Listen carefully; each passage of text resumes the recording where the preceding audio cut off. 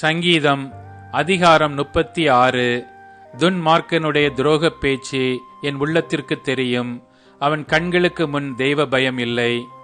அவன் தன் அக்கிரமம் அருவருப்பானதென்று காணப்படும் அளவும் தன் பார்வைக்கேற்றபடி தனக்குத்தானே இச்சகம் பேசுகிறான்.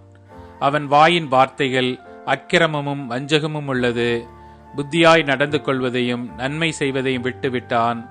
அவன் தன் படுக்கையின் மேல் அக்கிரமத்தை யோசித்து நல்லதல்லாத வழியிலே நிலைத்து பொல்லாப்பை வெறுக்காதிருக்கிறான். கர்த்தாவே, உமது கிருபை வானங்களில் விளங்குகிறது. உமது சத்தியம் மேக மண்டலங்கள் பரியந்தம் எட்டுகிறது. உமது நீதி மகத்தான பர்வதங்கள் போலவும் உமது நியாயங்கள் மகா ஆழமாகவும் இருக்கிறது. கர்த்தாவே, மனுஷரையும் மிருகங்களையும் காப்பாற்றுகிறீர். தேவனே, உம்முடைய கிருபை எவ்வளவு அருமையானது! அதனால் மனுபுத்திரர் உமது செட்டைகளின் நிழலிலே வந்தடைகிறார்கள். உமது ஆலயத்திலுள்ள சம்பூரணத்தினால் திருப்தி அடைவார்கள்.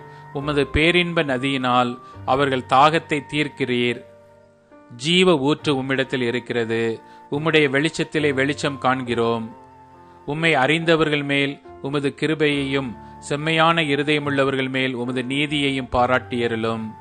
பெருமைக்காரரின் கால் என் மேல் வராமலும் துன்மார்க்கருடைய கை என்னை பறக்கடியாமலும் இருப்பதாக. அதோ, அக்கிரமக்காரர் விழுந்தார்கள், எழுந்திருக்க மாட்டாமல் தள்ளுண்டு போனார்கள்.